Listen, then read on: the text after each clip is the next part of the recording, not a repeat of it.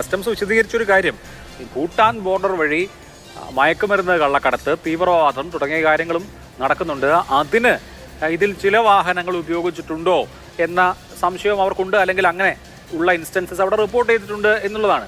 അപ്പോൾ ഒരു ഓട്ടോ താല്പര്യമുള്ള ഒരു വ്യക്തി, സെലിബ്രിറ്റി ആയിക്കൊള്ളട്ടെ അല്ലാത്ത ആളായിക്കൊള്ളട്ടെ, നല്ല പൈസയൊക്കെയുള്ള ആൾ, എന്ത് വില കൊടുത്തും എനിക്കിതാ ഈ കാറ് വേണം എന്ന് തീരുമാനിക്കുമ്പോൾ ഈ കാറ് ഇതുവരെ കടന്നു പോയിട്ടുള്ള സന്ദർഭങ്ങൾ ഏതൊക്കെ എന്നുകൂടി പരിശോധിക്കേണ്ടി വരും. അത് എത്രമാത്രം പ്രായോഗികമാവുമെന്നൊക്കെ ചോദിച്ചാൽ എനിക്കറിയില്ല. പക്ഷേ എന്നാൽ പോലും മുൻപ് കുറ്റകൃത്യങ്ങളിൽ ഉൾപ്പെട്ടിട്ടുള്ള ഒരു വാഹനമാണ് എൻ്റെ ഗരാഷിൽ ഇരിക്കുന്നത് എന്ന് ഇനി സെലിബ്രിറ്റികൾ അങ്ങനെ കൂടി ഒരു ആശങ്ക നടത്തേണ്ടി വരുന്ന സാഹചര്യമാണോ? ഇനിയിപ്പോ ഈ ഒരു സംഭവം വന്നതിന്റെ ശേഷം ഉറപ്പായിട്ടും അങ്ങനെ ഒരു സംഭവം കൂടി വരും. കാരണം വെച്ചാൽ ഇപ്പോൾ ഇവർക്കൊക്കെ എങ്ങനെയാ വെച്ചാൽ ഇപ്പോൾ നമ്മളൊരു സീരീസ് ഓഫ് വണ്ടികൾ കളക്ട് ചെയ്യുമ്പോൾ അതിന്റെ കൂടെ ഓക്കെ ഈ ഒരു സീരീസും കൂടി ഉണ്ടെങ്കിൽ എന്റെ കളക്ഷൻ ഫുൾ ആയി എന്നായിരിക്കും മിക്ക ആളുകൾക്കും വിചാരിക്കുക.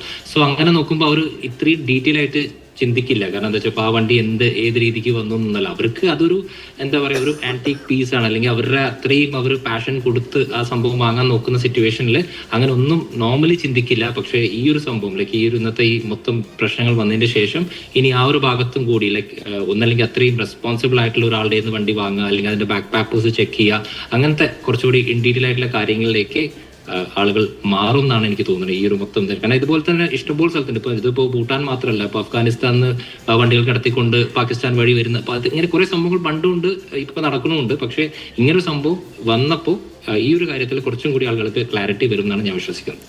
അതിൽ സെന്തിൽ വ്യവസ്ഥാപിതമായ മറ്റു മാർഗങ്ങളൊന്നുമില്ല. ഇപ്പോൾ വളരെ പ്രഷ്യസ് ആയിട്ടുള്ള സംഗതികളാണല്ലോ, ഒരുപാട് പണം മുടക്കിയാണ് ഇത് വാങ്ങിക്കുന്നതും, ചെറിയ ഇടപാടൊന്നുമല്ല. അപ്പോൾ വളരെ ട്രസ്റ്റഡ് ആയിട്ടുള്ള ഇത്തരം ബിസിനസ് നടത്തുന്ന, അപ്പോൾ ആഗോളതലത്തിൽ കുറച്ച് പേർക്ക് ഇതൊക്കെ വാങ്ങിക്കാൻ കഴിയുള്ളൂ, ഈ ആന്റിക് പീസുകൾ ഇത് കളക്ഷൻ എന്നുള്ള നിലയിൽ കൊണ്ടുപോകാനൊക്കെ വലിയ ഒരുപാട് പണമുള്ള ആളുകൾക്കല്ലേ പറ്റുള്ളൂ. അപ്പോൾ ഈ ബിസിനസ് വളരെ ട്രസ്റ്റഡ് ആയി നടത്തുന്ന, അവർക്ക് വിശ്വസിക്കാൻ കഴിയുന്ന ഏജൻസികളും സംവിധാനങ്ങളൊന്നും ഇപ്പോൾ ഇല്ലേ?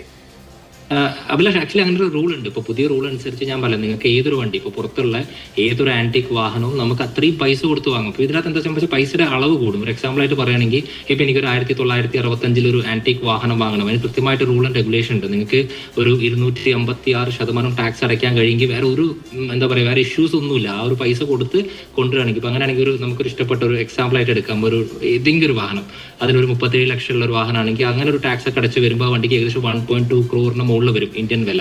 അപ്പൊ അങ്ങനെ വാങ്ങിക്കാൻ പറ്റുന്ന ആളുകളാണ് ഈ പറഞ്ഞ എല്ലാവരും. അപ്പൊ ഇതിന്റെ അകത്ത് നോക്കുകയാണെങ്കിൽ ഓബിയസ്ലി അവിടെ എനിക്ക് മനസ്സിലായത് എന്താ വെച്ചാൽ അവിടെ ഒരു 3-4 കോടിക്കുള്ള വാഹനം ഇവിടെ എത്തുമ്പോൾ ഒരു 50 ലക്ഷം. അപ്പൊ അതിന്റെ അകത്തും ഈ പറഞ്ഞ പോലെ ആർക്കാണെങ്കിലും എന്നാൽ കുറച്ച് ചൊരു വിലയ്ക്ക് കിട്ടുകയാണല്ലോ, എന്നാൽ നമുക്കൊന്നും കൂടി അത് ആക്സസബിൾ ആണെന്നുള്ളൊരു ചെറിയൊരു മോഹം അവിടെ വന്നു എന്നാണ് ഞാൻ വിശ്വസിക്കുന്നത്. ആക്ച്വലി റൂൾ അനുസരിച്ച് നമുക്ക് ഏതൊരു വാഹനവും ഇതുപോലത്തെ റൂൾ അനുസരിച്ച് നമുക്ക് ഇമ്പോർട്ട് ചെയ്യാൻ സാധിക്കും. പക്ഷെ അതിന് കുറച്ചുകൂടി പൈസ ലൈക്ക് ഈ ഒരു ലെവലിനെക്കാളും കുറച്ചുകൂടി പൈസ കൊടുക്കേണ്ടി വരും.